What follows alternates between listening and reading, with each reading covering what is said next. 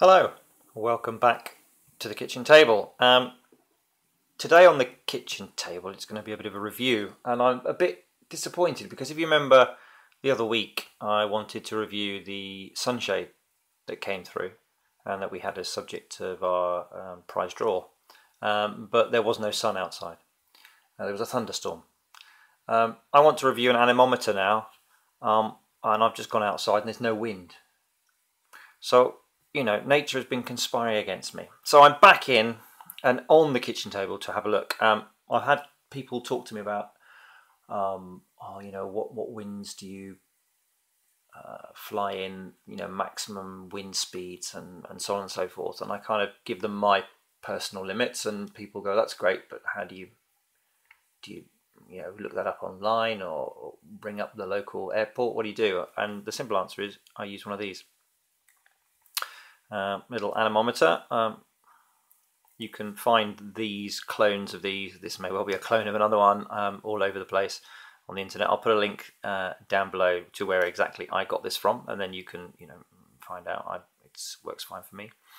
So I just thought I'd just go briefly through the features, of which there are not many, and I'll give you a quick demo of how it works.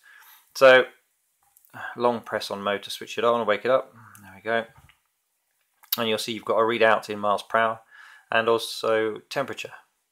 There's a little sensor in there that'll give the air temperature. I've no idea how accurate that is and whether in fact I even am bothered about that. There's also a little icon graphic there for how much battery you've got. And in this basic mode you simply hold it up and face the wind direction, and excuse me while I create some artificial breeze.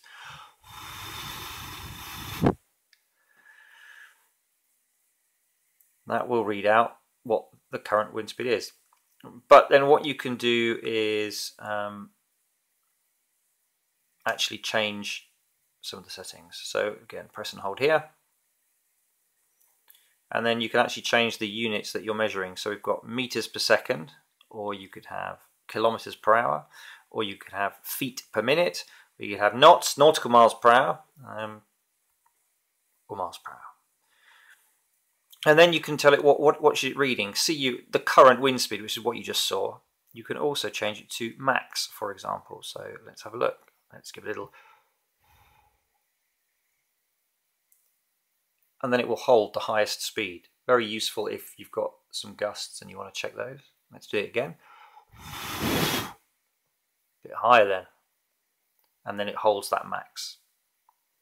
Up the side, you may have noticed you've got what I think is basically just a graphical representation. I think it actually conforms to Beaufort scale, but 7.4 miles per hour. So let's go back into setting mode. Unfortunately, you have to scroll through again. So obviously, current is live wind speed. That was the max, and then you've got an average. If we select that, and again, I'll blow in varying strengths, and you can see what it does.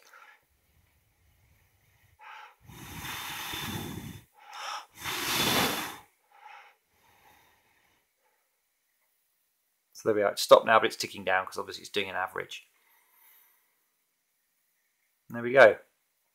So those are the modes, and double press to switch off. Really light. It doesn't really weigh anything at all. It can slip into the flight case. Little lanyard to go around your neck. Yes, I think if you're someone who, like me, is a bit worried that if you're looking around that you're thinking, oh, it's a bit close, but I'll have a go. One of the things I did when I bought my aircraft was set myself a rule, and that was I will not fly in anything above 20 miles an hour as an average, and within that, any gusts of higher than 25. That's my personal. Your mileage may vary, but if I'm near those limits, I'm always operating upwind so that it blows me back if I've got a problem. And it's not fun, to be honest. Much better if you stick down with sort of limit yourself to the mid-teens, 15 miles an hour or something like that, because you're not fighting the wind so much. It's okay. It's better if you've got a gimbal, but and so what I do is if I go out and it's over those limits, I go home. because otherwise what's the point? And if I've got this, it just eliminates the whole, I've done it before, I did some, you know, I'm a lapsed private pilot, and one of the things that you've got to be very careful of is just that, oh, well, I've made the effort to go out, and oh, it's borderline, but it'll be fine.